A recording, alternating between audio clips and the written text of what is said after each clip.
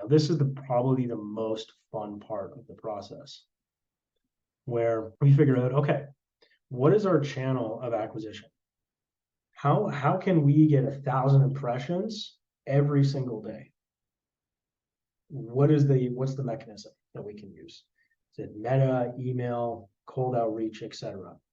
Now, it's really important to recognize, okay, paid ads is actually the most efficient way to establish reach.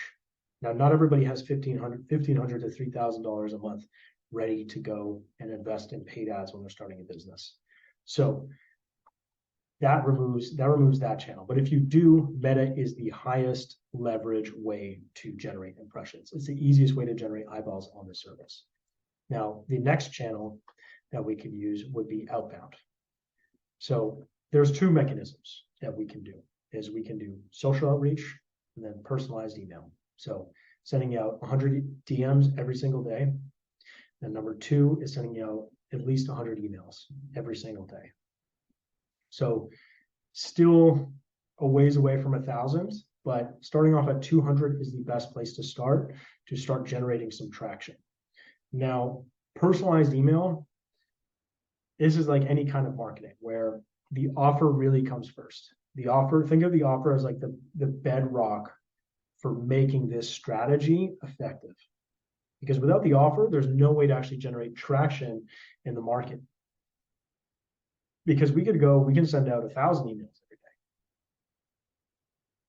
Now, there are ways to send out more than 200 emails a day from one specific email and domain, but it requires purchasing a number of different domains and setting up the cold email infrastructure to be able to send out that volume of outreach every single day.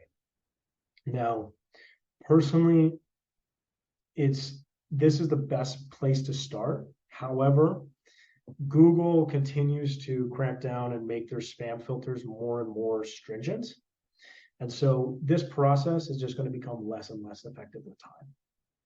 And generally, platforms are not in favor of any kind of automation or anything that hampers the user experience. And it's a consensus among social media platforms and then also Google that spam hampers and takes away from their user experience, which is why it is that they continue to make their policies and anti-spam policies more and more stringent. However, it's still an excellent channel to get started with.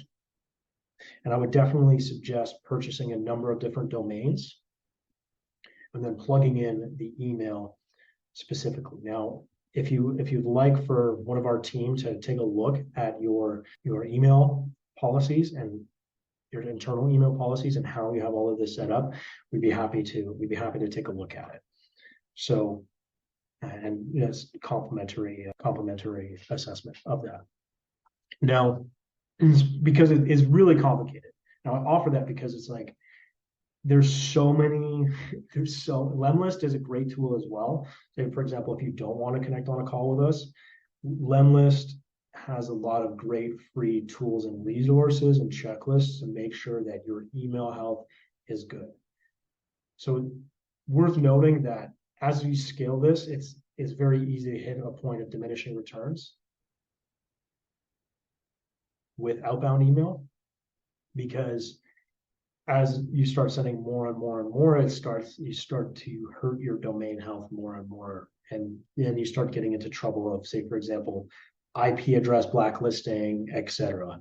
Like it can be a very complicated process to set up and scale correctly. But starting small, 200 emails per day, Lemlist is a great tool. Lemlist is a phenomenal tool to use as you're getting started, especially if this is your first time doing cold outbound email, because they also offer a free course for personalization and then also personal branding on top of that. So definitely check out Lemlist. Now, the people that you want to hire to man this funnel is you need some kind of VA to actually source the leads themselves, to actually source the list. Who is it that you're targeting with the cold email outreach? Like, we've established the market segment and the vertical that we're going after, but now we need to find out their list information. Apollo.io is a good free tool. However, everybody uses Apollo.io, so a lot of the information there, a lot of the records are pretty saturated and they receive a lot of cold emails. Another alternative would be a specific list provider. or if you have the technical know-how or resources, is to build a scraper that can go after the websites specifically. I mean, I remember back in 2017, we were able to do this with social media. Now, however, their Meta and Google are much more strict, and LinkedIn are far more strict about who they let into their APIs. So unfortunately, that's not a way that we can do it anymore. However, you could still do it manually by hiring a VA and going through each individual one of those records, as opposed to building out an automated scraper. So VA is one method to source the leads themselves through any online database, such as LinkedIn, Meta, Instagram, Facebook, etc., or even just Google searching. Even just Google searching the companies and sourcing their information, but that's the manual way to do it. Alternatively, would be to find a list provider and to purchase the list from them directly. The other way is Facebook groups. So still an organic mechanism. Excuse me. Let me unpack that more. So organic is creating content for the audience. Now it goes back to, a lot of people like to overthink creative because it's very easy to overthink. But at the end of the day, good ads are really just good organic content. Like, it's really just taking good organic content and then creating ads from that. So what do you need? Well, it's a matter of figuring out, again, what does the market want? What do they care about? What are their pain points? What are their values? And speaking to those values through the content. Now, the other piece is reaching out to Facebook groups, finding communities online of folks where it is that your ideal customer likes to work, and then giving value specifically to that community by just being helpful and helping them solve their problems, helping them answer their questions. By doing that, you're helping build reciprocity and trust. Not very scalable, but at the same time, we're talking about starting out here. The point is solving the lead gen constraint.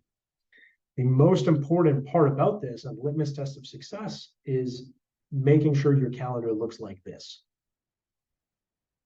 Once your calendar looks like this, full of sales meetings, you've solved the lead gen constraint. But that's what it is that we're aiming for, is by filling up our calendar with sales meetings. And until we've done so, then we haven't solved the lead gen constraint. So step one is solving lead generation. After we solve the lead generation, then we solve sales. Now, we want to build as much front-end trust in the sales process as possible. So by creating leveraged assets like this, like you're watching right now, is a way to build trust with the audience. It's by showing them exactly what the process looks like and exactly how we would go about doing this. And this is the same process that I walk through with clients to help them build their 100K profit per month roadmap. Now, solving the sales piece, once we solve the lead gen piece, we can solve sales.